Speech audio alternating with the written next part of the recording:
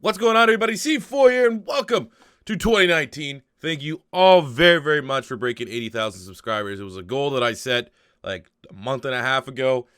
Didn't think there was a chance in hell of breaking 80,000 before the new year started. And we did. We were like beat it by like 100 or something like that.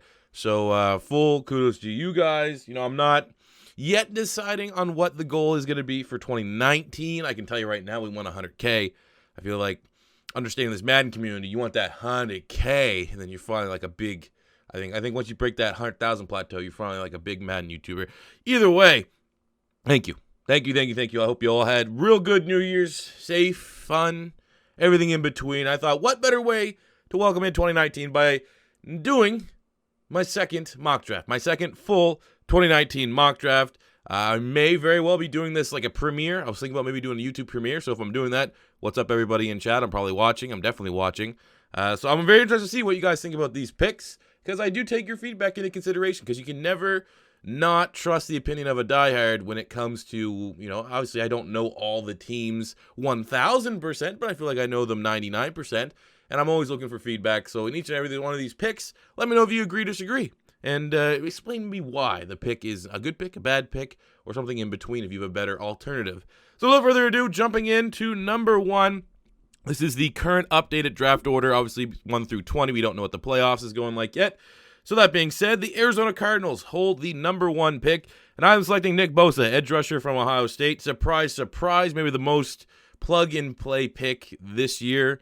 He's the most complete defensive end in the class, maybe the most complete defensive end since maybe his brother came out, Joey Bosa. Him and Chandler Jones for the Arizona Cardinals is scary, regardless of what new head coach they have coming in. I mean, when you look at Nick Bosa, I mean, the only thing you might want to hold against him is the fact that he's coming off an injury.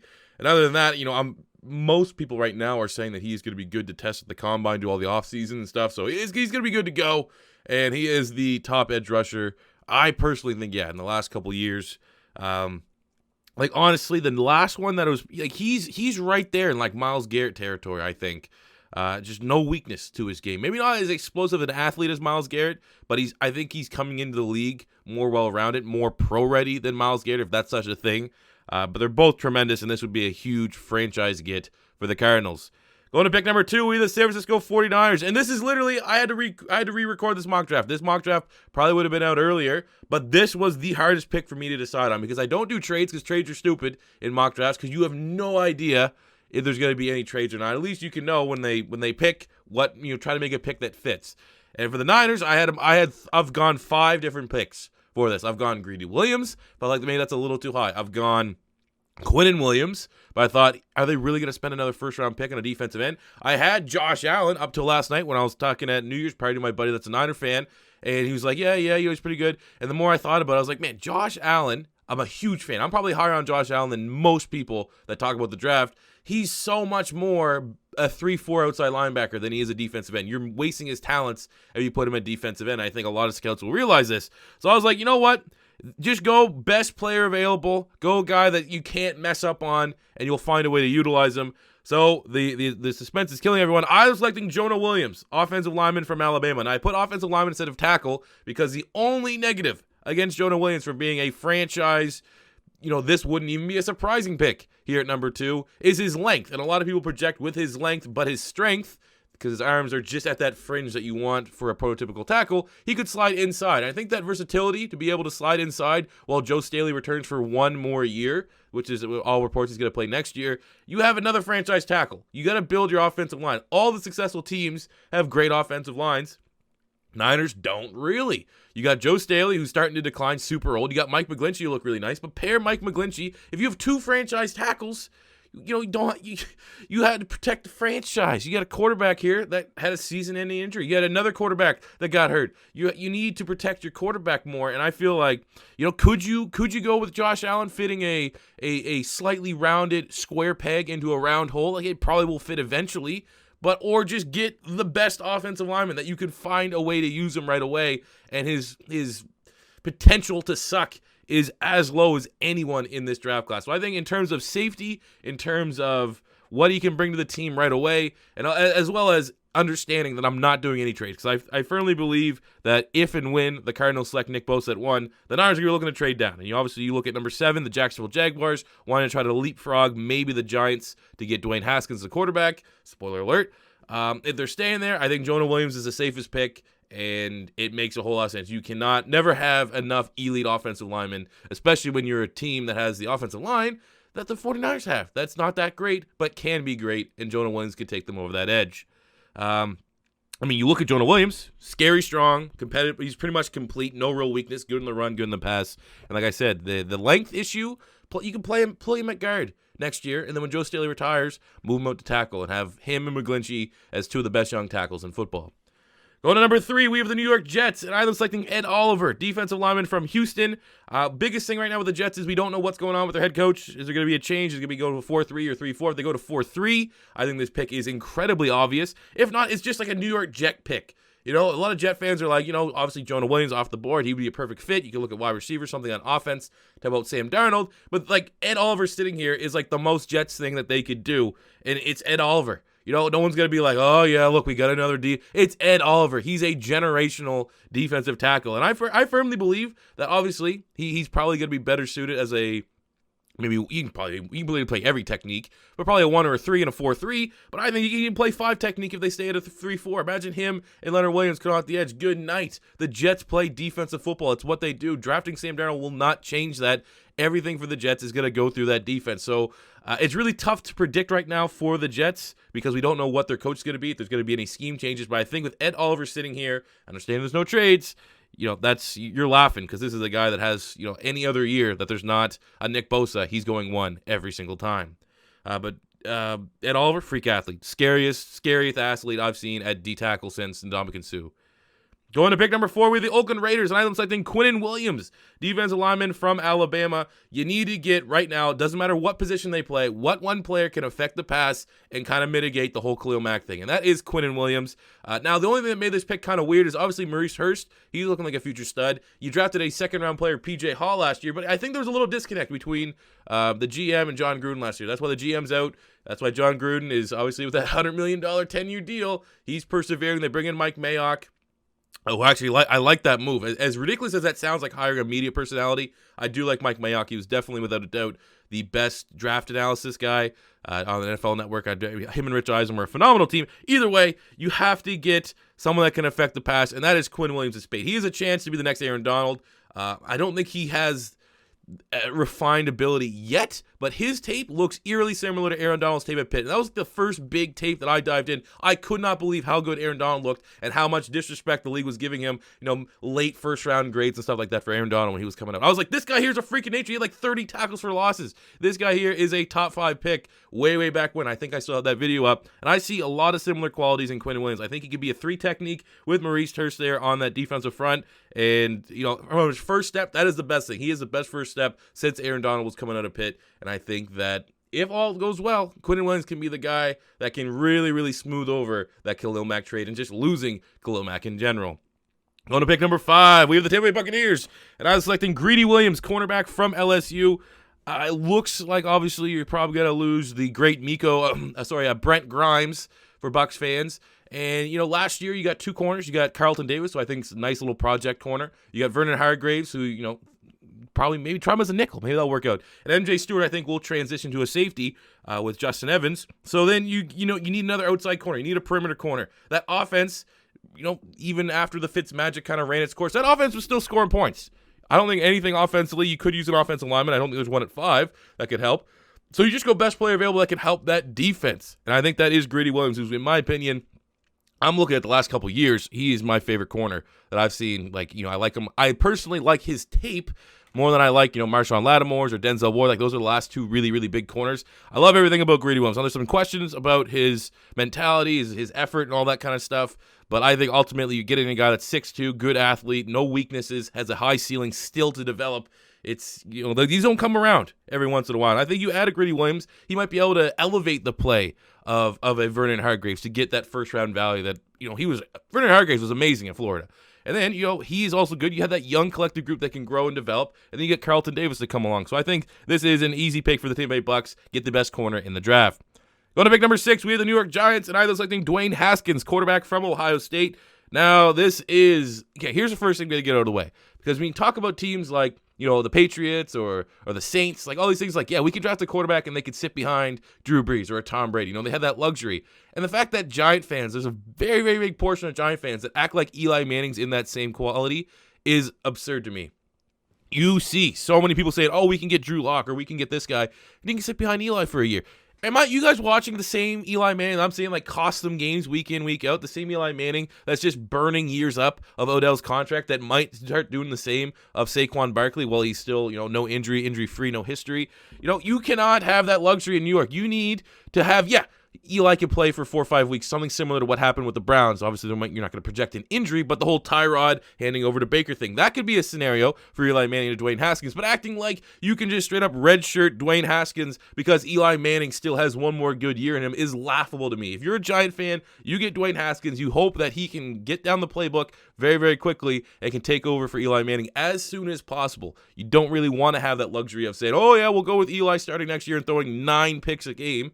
You want Dwayne Haskins sooner than later. When you look at Dwayne Haskins, he has shown elite accuracy. He is shown to be one of the most elite accurate quarterbacks, maybe the last couple drafts, but it's the inconsistencies that he needs to get a lot better at. And obviously, only 1 year as a starter, so you have that risk of limited production and tape that's available for the Giants that are making the decision. And when you look at Dwayne Haskins personally, I think he's the jack of all, master of none. Like, he makes good adjustments. He's a good athlete. He's a good power, can make all the throws, but he's not amazing at any real trait that you want to look for in a quarterback. I think the closest thing that he would be amazing, I think he has a very, very high football IQ. He's a very, very smart player, and I definitely think he can buck the trend of Ohio State quarterbacks that have failed to make that transition. The Braxton Millers, Cardale Jones, Troy, even going all the way back to Troy Smith, and Terrell Pryor. So Dwayne Haskins to the Giants. It's a weak quarterback class, and here you go. This is what's going to happen, I think. Going to pick number 7, unless the Jacksonville Jaguars trade up. But the Jags stay at 7 behind the Giants. I'm selecting N'Keal Harry, wide receiver from Arizona State. I think when you look at the Jacksonville Jaguars, just looking at Coughlin, assuming he's going to be there for another year, and hopefully everything smooths up with the Leonard Fournette drama, you just get a veteran quarterback. Get a Nick Foles. Get Teddy Bridgewater, someone like that. And then get that elite perimeter wide receiver. N'Keal Harry will be a nice little tandem with Keelan Cole and D.D. Westbrook. You look at N'Keal Harry, for me, number one thing is that he is always open, even when covered. And these are traits that you look for, and they get assigned to guys like Calvin Johnson, like Julio Jones. No matter what, even if there's double teamed, throw it up, he will make it play. A.J. Green, add him to the list. I think he's great with run after a catch. He has good size at 6'3", good speed combo, did a lot of punt returns and stuff like that for Arizona State. He is a huge wide receiver. I'm a massive fan. I've gone out of my way, because I live on the East Coast, to watch some of these Pac-12 after midnight, 2 a.m. Arizona State games just to see what's going on there with Herm Edwards.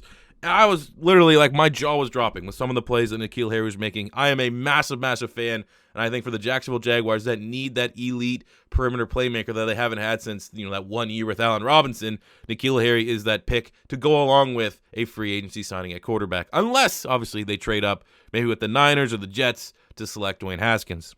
Go to pick number 8, we have the Detroit Lions, and I'm selecting Rashawn Gary, defensive lineman from Michigan. I think when you look at Rashawn Gary, elite athlete, I think his versatility, the fact that he can literally play, I think, in a varying difference of fronts, helps and is a perfect fit for that Matt Patricia defense. He's a local kid, obviously Michigan, going to Detroit. Very good athlete. He's good versus the run, maybe better versus the run than some of these other defensive line prospects that can also affect the pass. And, I think Detroit needs to get that replacement for Ziggy Ansah, and a guy like Rashawn Gary that's really, really good. I think you're going to pair him with Deshaun Hand, who's had a really, really nice season last year, and obviously hopefully be healthy next year and be the same type of, you want to almost call him a steal for where they got Deshaun Hand. It's the right move. It's the right move to go defensive here and getting a perfect piece for a Matt Patricia defense so he can start to build it in his vision. Going to pick number 9, we have the Buffalo Bills, who I've always had going Jonah Williams, because I definitely think they need to just go somewhere on offense. So that he's gone, I have my next favorite pick, and obviously I have a lot of favorites. I grow to like a lot of these players. And even though I think N'Keal Harry is amazing, he is my second favorite wide receiver in this draft class. Because my number 1 is going to Buffalo, and that is DK Metcalf, wide receiver from Ole Miss. I think he's the highest ceiling out of any of the wide receivers in this year's draft class. He's 6'3", 230, and averaged 20 yards plus per reception. He has great speed. This guy here, in my opinion, is Andre Johnson 2.0. And Andre Johnson, for those of you that don't know, probably my favorite wide receiver of all time. He could definitely rise over the combine too, because at 6'3", 230, if he can run in like the low 4.4s, which I'm personally thinking he'll probably run, high 4.4s, low 4.5s, just because how big and gigantic he is, and that's not his style. If he can run in the low 4.4s, he might even be able to supplant N'Keal Harry. While N'Keal Harry is more refined, DK Metcalf, that high ceiling, he's a redshirt sophomore, is huge. And I'm looking at Buffalo, if you can't protect Josh Allen, Josh Allen has shown that scrambling ability that, maybe as long as you commit to building up that offensive line and getting running backs and getting weapons for him later on in the draft, you can straight up just go best offensive player available in the first round, because he can still scramble and make do without a Jonah Williams in the first round. But he needs those weapons on the outside. I think Zay Jones is really, really nice. He's going to develop. But the fact that you have like Robert Foster and I don't even know what they have. I'm just going to plug and play. Jeremy Curley probably caught a couple catches, and Jason Kroom. These are not weapons that are going to be conducive to a young QB developing. Get a guy like DK Metcalf. Get that bona fide wide receiver 1 to help him out. And I think that, that's the pick. Buffalo has to go at 9, best offensive player available. And for me, that's DK Metcalf. Going to pick number 10, we have the Denver Broncos, and I was selecting Byron Murphy, cornerback from Washington. It was kind of a telltale after exit interviews. Chris Harris was talking about, he thinks there's going to be a massive changing in the guard there in Denver. Obviously, Vance Joseph out. We don't know what's going to happen scheme-wise. But when you look at the Broncos, even last year with the keep to leave, they were looking just slow in the secondary. They're looking like they need to do something different. I think the exact words from Chris Harris is we've been doing the same thing since the Super Bowl, and it hasn't been working. So I think that all starts with the secondary. That is the weakness of this defense. They hit a home run on Bradley Chubb. I don't know what he had, 13 sacks, something crazy like that. And obviously you have Von Miller, and you could look at maybe improving the defensive line here. I originally was thinking maybe a guy like Dexter Lawrence could come in, but because of the failed drug test, I think he's going to slip a little bit. You go with the second best corner, a guy that, in a lot of people's opinion, could be the number 1 corner, slipping to number 10, and that's Byron Murphy, cornerback from Washington. He's a versatile corner. He's a great athlete. He's a willing tackler at his limited size at 6 feet, 175 pounds. Denver has shown their inability to draft a new really high-level corner. They got Yiadom last year from Boston College. He's been solid. But I do think what you have seen in the ability of Denver is not really caring about size. Look at Chris Harris, super undersized, and he had a lot of all-pro type caliber years there in Denver. So they're not afraid to get these undersized type corners because, ball don't lie. The play don't lie. I think a guy like Byron Murphy would be an excellent pick there for the new era in Denver. Pair him with Chris Harris. If Chris Harris is gone, he can probably, sooner than later, be the number 1 corner there. Going to pick number 11, we have the Cincinnati Bengals, and I'm selecting Devin White, linebacker from LSU. This, in my opinion, is the first steal of a pick, because I think Devin White, in my opinion, if I'm listing out the top 5 prospects in terms of talent, he's there. I love everything about Devin White's game. I might not like him as much as I like Roquan Smith. I have him probably in that Leighton Vander Esch territory. For those of you who remember, I think I had 2 mock drafts, Philly going Leighton Vander Esch, because I knew we weren't going to get a Roquan.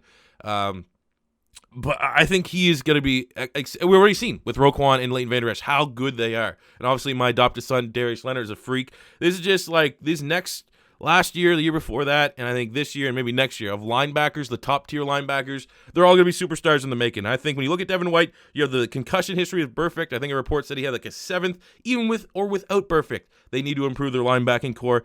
Devin White's a freak athlete. He's sideline to sideline, very, very fast, is jacked to the gills. This guy here is freakishly strong. He's an excellent thumper, brings that leader quality that I think the new era in Cincinnati, finally, Marvin Lewis is gone.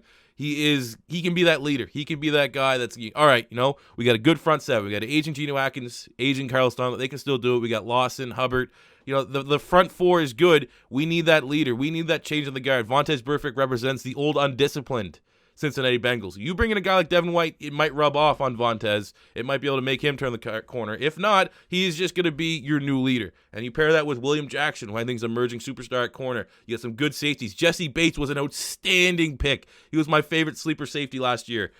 A guy like Devin White can just group and web that defense of young playmakers and old all together and have them primed for a run for whoever their head coach is next year. And for Bengal fans, they're all praying that it's not Hugh Jackson. Going to pick number 12, we have the Green Bay Packers getting my favorite edge rusher.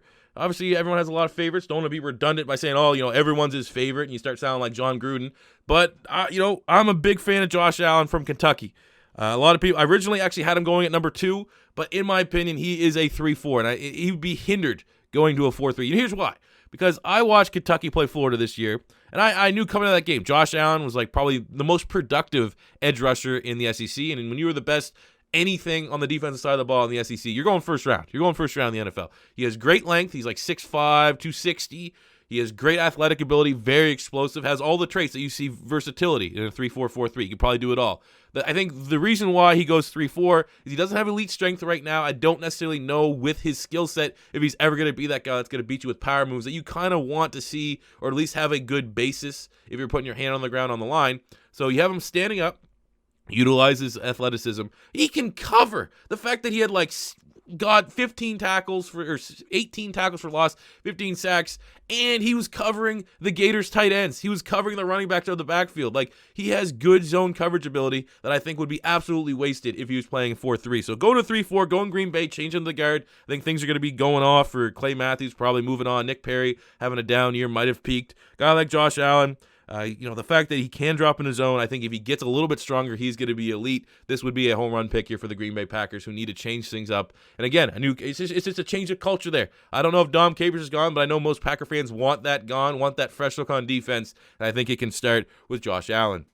I'm going to pick number 13 with the Miami Dolphins, and I think Clelin Ferrell, edge rusher from Clemson. I think he's a balanced edge rusher. He's a good athlete, proven production. The Dolphins desperately need to get younger at edge rusher. You got Hayes, and you got Cam Wake. These guys, they still can kick around, but you're not seeing the production you would have assumed from Charles Harris. You're going to hope, you're not giving up on him. You're going to hope that he can put it all together, but you still need someone on the other side. I think Clelin Ferrell is very, very well versatile. He has a proven history of production. I think he's going to come in, might not have the highest ceiling. I think he might be closer to a finished product than some of these other guys, like a Josh Allen, like a Rashawn Gary, like a Quinnen Williams. That's not a glaring negative. Getting a finished product, the guy that can contribute right away as a rookie. Hell, that was kind of like Bradley Chubb, and look what he did with Denver. So I think a guy like Clelin Ferrell is the youth that Miami needs coming out the edge. Obviously, there's some questions about quarterback. It's always tough to predict for these teams that don't have a coach yet. But, just looking at the Dolphins roster and who is available here at pick 13 versus going and reaching for a Daniel Jones or a Will Grier or a Drew Lock, who we actually had going in a rebuild, I think going just with a safe edge rusher that's young and can help revitalize that defense is the pick. Going to pick number 14 with the Atlanta Falcons, I have selecting Jeffrey Simmons, defensive lineman from Mississippi State. When you look at Jeffrey Simmons, he is off the field. We'll have him slip in terms of talent, probably top 10 in pure talent, but he had a pretty rough off the field video, which, some teams might write them off the draft board, but I don't think it's a long time ago. He's matured. It's tough for me to say because obviously I'm not, in the scouting rooms, but when you look at Jeffrey Simmons, he is elite strength. He has power moves, and all I see is when I look at the Falcons getting in another defensive tackle that can play in there with Grady Jarrett.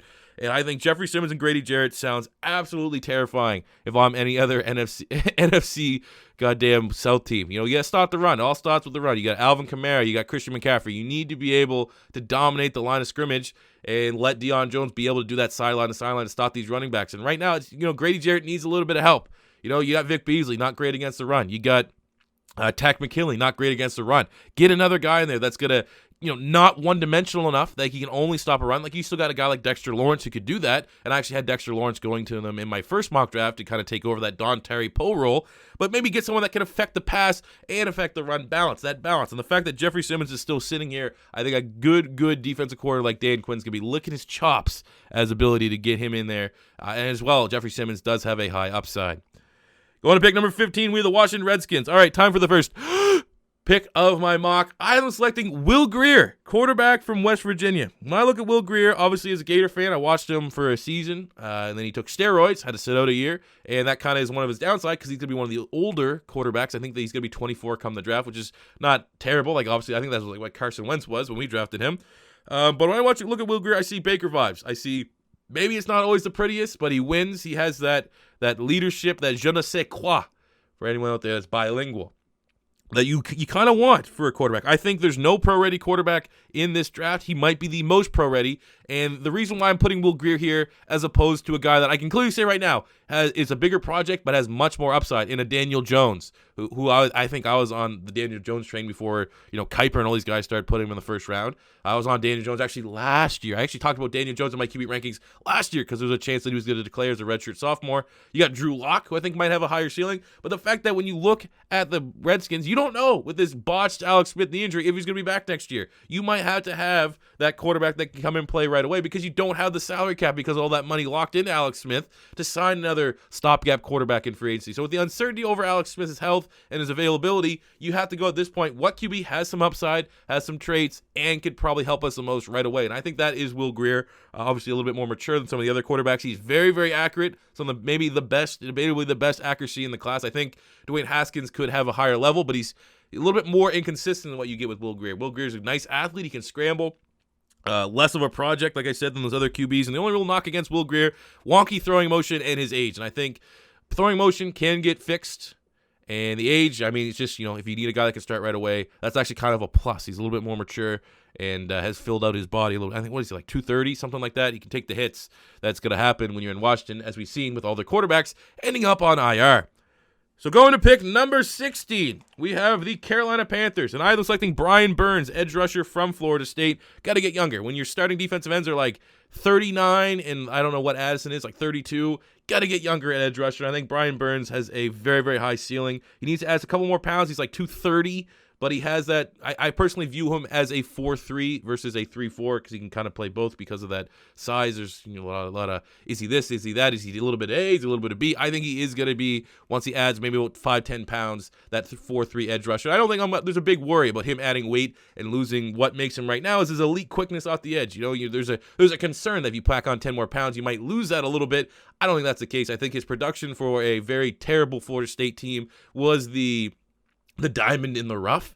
And I think when you look at Carolina getting younger, coming off the edge, obviously with Addison and Peppers, who I don't know if they're going to be coming back next year. I don't know if they're retiring, but I think when you look, there's a bunch of holes right now. And I feel like if you're Carolina, you're looking at maybe Deontay Thompson from Alabama still being available, Ja'Kai Polite, who's still there as a Gator fan, slipping in my mock draft. He's like top 10 for some people. They're still there. But I think for your 4-3 defense, Brian Burns, considering how he might asterisk have the highest ceiling of any of these first-round edge rushers, I think that's enough for Carolina to pull the trigger. Go to pick number 17, we have the Cleveland Browns, and I'm selecting Raekwon Davis, defensive tackle from Alabama. I think he comes in right away, can be a 3 technique, pair him next to Larry Ogunjobi. I think he's an excellent tackler. I watch Cleveland Browns, and outside of Ogunjobi and Myles Garrett, it really does feel like no one is a good tackler in that front seven. I don't know how many missed tackles I've seen every time I watch Cleveland play. So go get a guy very well coached from Alabama, one of the best tackling D tackles. Freak of nature at 6'7". I think he's like 305. Perfect 3 technique. Put him next to Larry Ogunjobi. Very high ceiling for Raekwon Davis, which is a freak in nature. Might not have, as buzzed, might not have been as flashy as a Quinnen Williams. He does the ugly work that will go very much noticed when you see Myles Garrett's production get a big uptick because of the things Raekwon Davis is doing. And that's the pick here for Cleveland. They can look at wide receiver, but at 17 or at corner, or you can look at linebacker or even offensive tackle. But I think here at 17, Raekwon Davis still being available because of the strength and depth of this year's defensive class. It's a no-brainer for Cleveland. Going to pick number 18, we have the Minnesota Vikings. And I was selecting Greg Little, offensive tackle from Ole Miss. When I look at the offensive line for Minnesota, very bad. I thought they overpaid when they brought in Remmers and Riley Reif, and you're seeing it right now. I mean, you have that fan base that just hates Kirk Cousins, but then you have the other fan base that's like, well, Kirk Cousins didn't have an offensive line to work with. So understanding that going out and buying a very expensive offensive lineman is just not in the cards because of all that money you get Kirk Cousins, you're going to have to hit through the draft. And I definitely do like Greg Little. I think he has the highest ceiling out of all the offensive tackles, prototype offensive tackle size, and I think, honestly, hot take, they draft him, he's going to walk in as the best offensive tackle in camp. They got a second-round pick in Brian O'Neill. If you can get him and Greg Little to develop at the same time, that will definitely help out Kirk Cousins. And that's kind of what you have to do. If you pay your quarterback a market-breaking, market-setting contract, you're going to have to fill your team with budget players that are good. And I think the way they do that is hit on lots of young, talented offensive linemen in the first couple of rounds over the next couple of drafts. You have the center and Elfline. You get O'Neal to finally put it all together. You throw in Greg Little. That is a young, affordable, high-upside offensive line that will help not only the run game with Dalvin Cook, but also protect the franchise. Kind of laughing and saying he's still a franchise. But hey, I'm not going to be poking shots at the mock draft. The franchise quarterback in Kirk Cousins. Going to pick number 19, we have the Tennessee Titans. I was selecting Ja'Kai Polite, edge rusher from Florida. I think he has flexibility to play in the 4-3, but I do think 3-4 teams are going to covet him, with Tennessee just having Brian Orakpo retiring. Who's going to be that guy? Who's going to be that guy that goes with probably the steal of last year's draft, Harold Landry, who they got in the second round? I think Ja'Kai Polite, as a Gator fan, will take Orakpo's spot. He is relentless. Absolutely relentless pursuit. That is the best thing about this game. This guy goes 100% on every single down. He has very, very good pass rush moves. I think this is a huge value for him going to 19. It always feels like the Tennessee Titans are hitting on picks and guys that slip, and they're getting tremendous value in the first couple of rounds. And Ja'Kai Polite, I mean, this pains me as a Gator fan, have him slip lower than some people that you might have mock drafts elsewhere. But I think for Tennessee, you get the bad news that Orakpo is retiring. Ja'Kai Polite at 19, still sitting there. Super easy pick for that Tennessee Titans team to continue to be defensive dominant.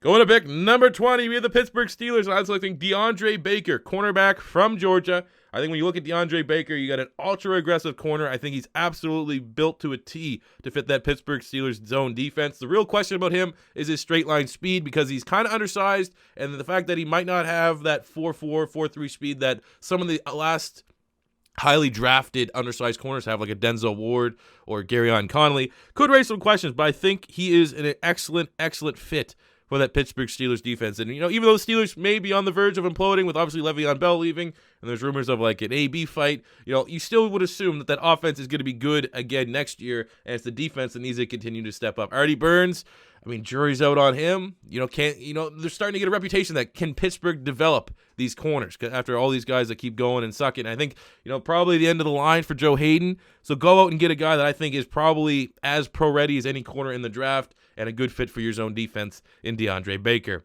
So now going to pick 21. These are, now that we're in the playoffs, we're just going from lowest seed. Obviously not where I feel that the team's going to finish, because we are talking about the Eagles next. But, a lot of Eagle fans probably upset that DeAndre Baker just went before the Eagles pick. Don't worry, because we've seen the emergence of Avonte Maddox, the emergence of Rasul Douglas. Sidney Jones, hopefully he can put it all together. You move Jalen Mills to safety. Our secondary is promising on paper next year. Not enough to, I think, ignore drafting a corner, but at least in the first round with Baker and Byron Murphy and Greedy, I would not reach for another corner. But we have seen one thing on Philadelphia, is that Jason Peters is battling this season. He's struggled with injuries, but when he's out and we have Big V in, my God, I do not want to have Carson Wentz on a $150 million deal behind Big V playing one of those sides. So what I'm thinking is they go Yodny Kajust, offensive tackle from West Virginia. First and foremost, we know Philly loves drafting players from West Virginia.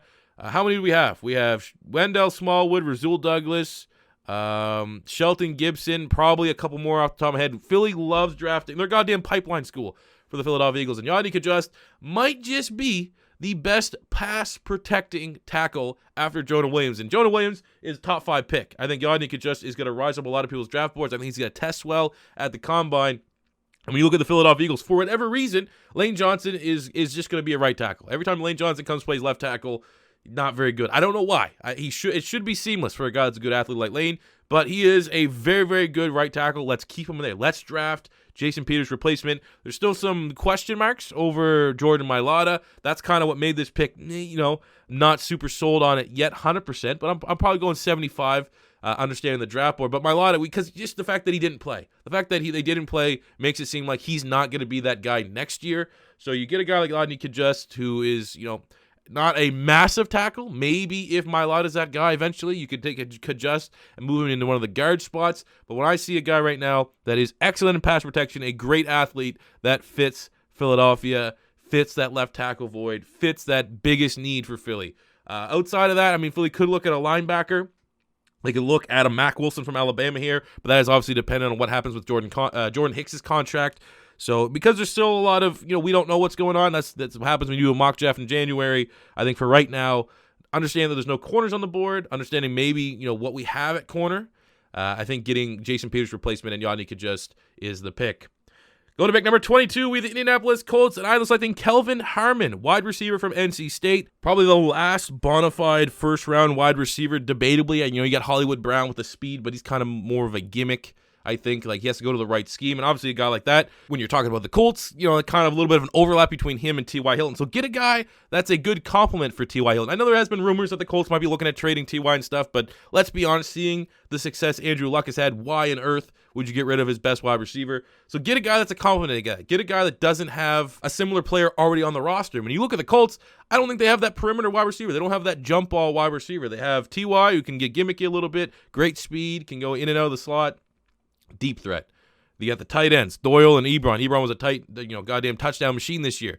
But you don't really have that jump ball wide receiver, that third down, throw it up, he'll go get it. I think Kelvin Harmon is not getting talked enough for that. That is his skill set. He is like the Mike Williams, who is now lighting it up for the Chargers. He's the Mike Williams of this year's draft class that, where you get a guy like N'Keal Harry, bigger, DK Metcalf, bigger, not necessarily the greatest, just throw it up, they'll jump it up and get it. I think that's where Kelvin Harmon, that is his niche in the first round. I think getting more weapons for Andrew Luck at wide receiver is a big game. I mean, they could go defensive line here. There's still some tackles. They could go offense and, continue to build through the trenches, which is what they could do. But I think the smart thing here will be getting a electrifying playmaker on the outside to help continue to reinvent that offense and give Frank Reich his Alshon Jeffrey. And I think Kelvin Harmon has that potential to be Frank Reich's Alshon Jeffrey. Going to pick number 23, we have the Seattle Seahawks, and I was selecting Dexter Lawrence, defensive tackle from Clemson. Now, this is a big slip. If we're ranking top 10 players in terms of, pure talent, Dexter Lawrence is in that top 10, but failed the drug test. Some questions about his production this year. Obviously, he's in an undervalued position as a run-stopping D tackle, but when you look at Seattle, this is what they need on that defensive line. They need someone else that's not Frank Clark, not a Jerron Reed, a guy that can help be that yin to the yang to Bobby Wagner in stopping this run. You need that pairing on the defensive front. I think Dexter Lawrence is outstanding value. Kind of similar to Tennessee Titans. It does seem like when the Seahawks don't botch their pick, drafting a running back when you already have Chris Carson, they seem to be getting good value. We always keep thinking they're going to go O-line, and I'm not doing it again this year. I'm not going to mock offensive linemen to the Seattle Seahawks, even though they clearly need it, because they're never going to do it. It's always a bad pick. So this is tremendous value for the Seattle Seahawks. He is a huge upgrade on defensive line for affecting the run. Great pairing with Jaron Reed, and helps rebuild and reshape that Legion of Boom. Now, some other options, you can maybe look at Deontay Thompson at safety, who's still on the board. He's slipping a little bit because very much like that run-stuffing D tackle, it does feel like there's a change in the NFL right now where safeties are getting severely undervalued. Just look at last year's free agency market. Eric Reed, Kenny Vaccaro, these Trey Boston, guys that had huge years were waiting forever to get a brand new contract. I think we're going to see that change here in this draft.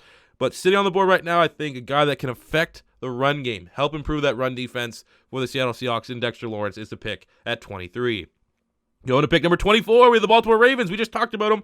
I was selecting Deontay Thompson, the safety from Alabama. Now, this is kind of projecting that, it's the end of the line here for Eric Weddle, and he's kind of taken a little bit of a step back, made the Pro Bowl, was one of the head-scratching, clearly it's reputation-based.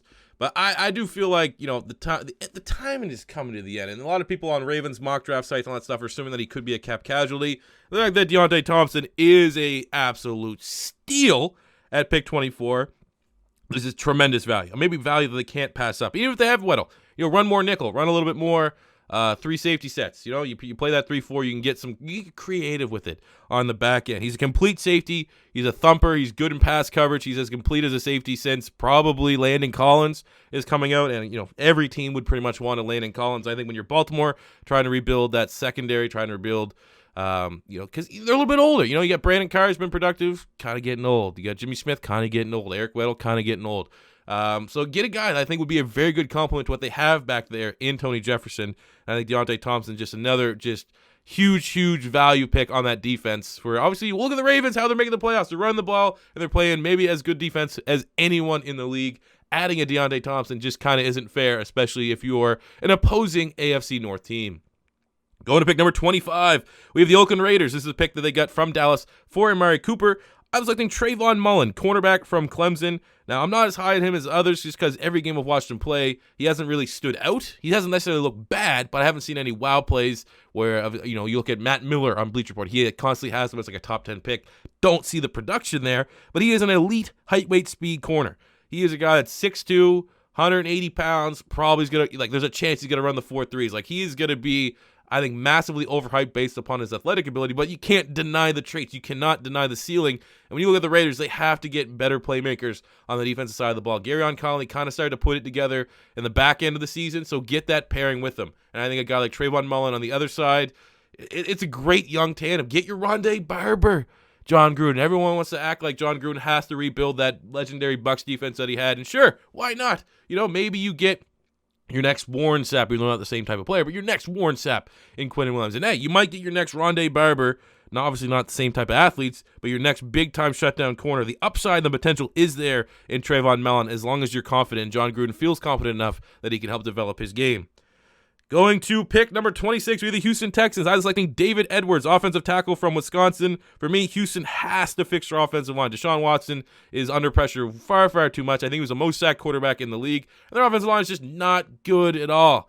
So I think a guy like David Edwards, very similar to what we talked about Greg Little going to the Vikings. I think David Edwards, they draft him. He's probably the best tackle on that team. Day one starter, helps out Deshaun Watson. He's good, maybe a little bit better when it comes to the run game, still developing as a pass blocker as he is a converted tackle, but a lot of people are drawing a comparison as he's kind of a more raw, not as complete Lane Johnson. Anytime something like that you compare to the best right tackle in football, he's sitting for you at pick 26 when offensive line is a massive glaring need. You got to jump all over that pick, and I think this is a very, very easy decision for the Houston Texans. They have to go offensive line, and David Edwards is very good value at 26.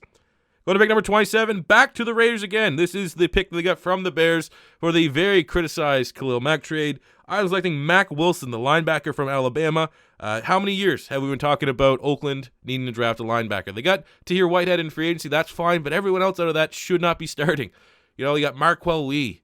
You got like Corey James. I don't even know if he's still there. I'm just going off the top of my head. They don't have enough depth, enough talent at starting linebacker right now. And a guy like Mack Wilson, Alabama, he's coached very, very well. Great in coverage, sideline to sideline. Only question mark about him is how well he's going to test. Might not be the greatest athlete that we've seen coming out of Alabama. Obviously, you got like Hightower's freak athlete. You got Mosley, freak athlete. It seems like these first-round grade Bama linebackers are always very, very good athletically. I don't know if Mack Wilson's in that caliber, but the technique, the technical side, football IQ, he's exactly what this Raider defense needs, and I think that, it's finally the year. It's like the Raiders drafting a linebacker and like the Seahawks drafting an offensive lineman. Every year we talk about it, and it seemed like, maybe now that Reggie McKenzie's out there in Oakland, Gruden will be able to pull the trigger on one of these thirds, getting a starter at linebacker, especially seeing the success of linebackers that got drafted in the first round last year, like the Van Der Esch's, the Roquans, the Darius, a little bit later with Darius Leonard, but these talented linebackers getting drafted, getting them on your roster, Mack Wilson could be the next one in that line.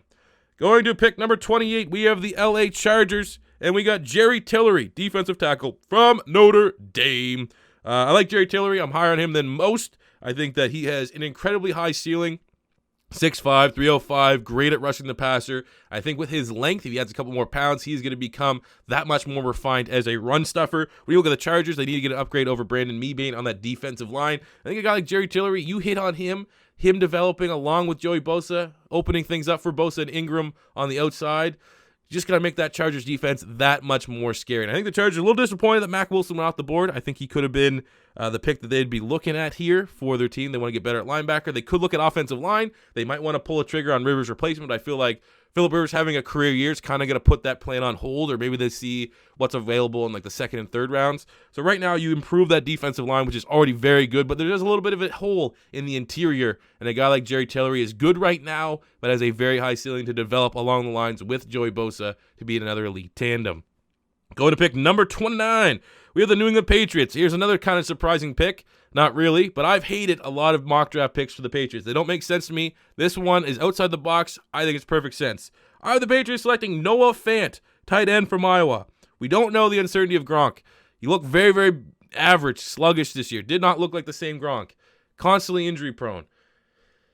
If there's that big of question marks over your franchise tight end, go out and get maybe his replacement in Noah Fant. Noah Fant at 29 is tremendous value. Should have gone way higher. It's just because tight end's undervalued and all these other positions are going to go ahead of him. He's an explosive athlete, might be the most athletic tight end we've seen. It's going to be very interesting to see how his combine numbers rival, say, when Evan Ingram was coming out. And he's a better run blocker than Evan Ingram. Evan Ingram is literally the epitome of a glorified wide receiver playing the tight end spot. But a guy like Noah Fant, a little bit bigger, can get involved in the run game. So he could be Gronk's replacement. But if not, Get him 2 tight end sets. Get back to that Gronk Hernandez that was just constantly having opposing teams DC not knowing what to do, not knowing how to stop it. A guy like Noah Fant is just, even though, yes, he's a tight end, yes, he could take over for Gronk, but ultimately, assuming Gronk is there, he's just another weapon for Josh McDaniels to just dominate. 95% of Brady's passes are 5 yards. Get a tight end, a weapon that no one's going to be like, okay, we have to put our linebacker on a tight end that's like 6'4", 250, and can run a 4.3.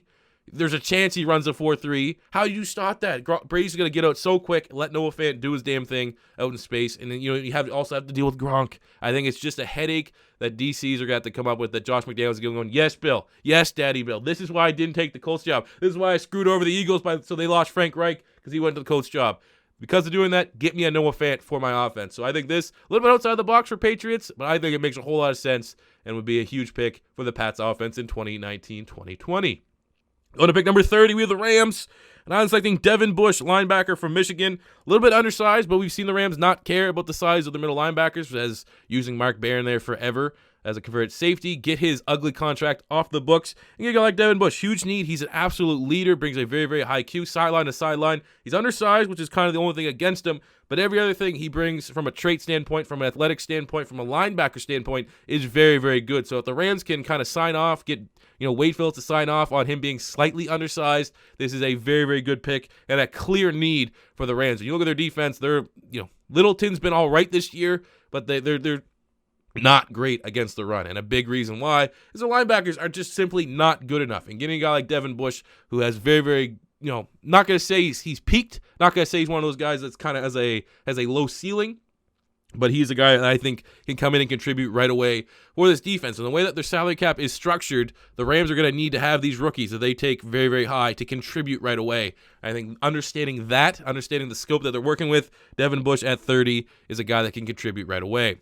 Go to pick number 31, we have the Kansas City Chiefs, and I was selecting Julian Love, cornerback from Notre Dame. Now, when you look at Julian Love, it's uber consistency. He has been the best corner that they've had at Notre Dame. Very good Notre Dame defense. He seems like he has like 20 to 25 pass deflections every single year. He's a very, very good tackler. I think he has the ability to play on the outside. He can play in the nickel. I think he'd be just a good fit with what they're building there with Kendall Fuller. And hopefully you get Eric Berry back healthy. And, it's a little bit of a reach, but this is also like a Kansas City Chief pick. Chiefs, for whatever reason, the last couple of drafts, are just getting guys that are like almost consensus second-round picks. They're getting in the first round. We saw it with like Breland Speaks and Derek Nottie, and, they got like, remember they reached for like Tano Passignon, like just these weird picks that are kind of viewed as off the cuff. I think Julian Love could fit that mold. I think Julian Love, really solid corner. I think personally on my board, he'd probably be like mid-day 2, like mid-second round, somewhere in that range, but definitely not a massive reach getting him in the first round. Now, it may be seemed as you're getting a need. Your needs are becoming too bigger than the pure talent aspect, but I don't think that stopped the Kansas City Chiefs before. When you look at the Chiefs, their glaring weakness is secondary. The fact that it's just like their defense is like, all right, well, it doesn't matter because Mahomes will keep getting in shootouts and winning. That is not a long-term recipe for success. So it's unfortunate that you're so good that you're not going to have the ability to draft that elite day one perfect outside starting corner, but you're still going to get a very, very good corner here in Julian Love. I think he is a very, very high floor. I don't think he's going to bust at all. I think he's going to be a good contributor right away. Just might not have as high of a ceiling. It's going to be interesting to see how well he tests at the Combine. If he tests really, really well at the Combine, having him go in the first round is not going to be slightly surprising in the least.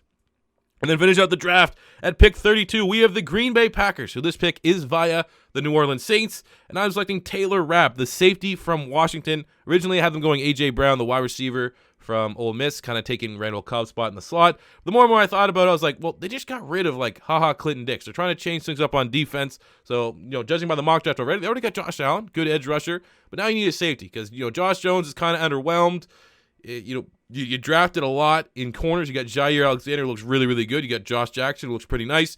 Get Taylor Rapp. Taylor Rapp is almost 1B for me when I'm talking about safeties and considering him and Deontay Thompson. Now, we have my boy Chauncey Gardner-Johnson. I think teams are going to more view him as a nickel, like an all-out DB than he is a safety. But Taylor Rapp, from a pure safety standpoint, is very, very nice and a great fit for Green Bay. He fills that void. He's very, very versatile. He's not a liability in coverage, and he's a very instinctful tackler. He's a guy that's going to be able to make plays on the back end where it just seems like, for whatever reason, Green Bay cannot tackle in the secondary. Taylor Rapp will change that.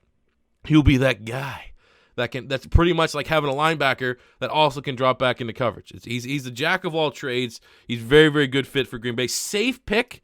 You know, I don't think he has a very high bust potential as well. And I think he gives them just that secondary, that extra that extra thing that they've been missing, that question mark. He gives that Michael special stuff. You know, thinking about Looney Tunes and Space Jam, that water bottle. I think to that defense that needs that change of outlook. Get rid of Clay Matthews. Get rid of Tramon Williams playing safety and bring in some fresh young blood. You get Josh Allen. You get Taylor Rapp. You get that Michael secret sauce, and you start playing better. You start making it so it's not just all about Aaron Rodgers. Hey, this defense needs to get some respect too. So finish out the draft, the first round, with Taylor Rapp, the safety from Washington. So there we go, guys. Oh, whew. That is mock draft number 2. Thank everyone for sticking along for the ride. Always looking in the hopefully there's a live chat. We did the premiere, but if not, in the comment section below, what you guys feel about all these picks for your favorite teams. If I missed a prospect, if I misread your team's needs, definitely let me know so I can continue to adjust everything and make the third mock draft that much more better. But obviously, the third mock draft's probably going to come around combine time, maybe before. I don't know if I'm going to do it before or after. But at least we're going to have a lot more clarity for guys that have declared. We're still probably like, we got about 90% of the players, but especially like the tight end position and stuff, we don't know for sure who's going to be, from an underclassed standpoint, declaring to go to the draft. So there could be some different prospects that become available that I might want to modify into the first round. So definitely stay tuned for that. But thank you guys for watching another mock draft here on the channel. As always, if you're first time stopping by, don't be afraid to hit that subscribe button. Smash the like button if you enjoyed. And until next time, it's C4 saying peace out.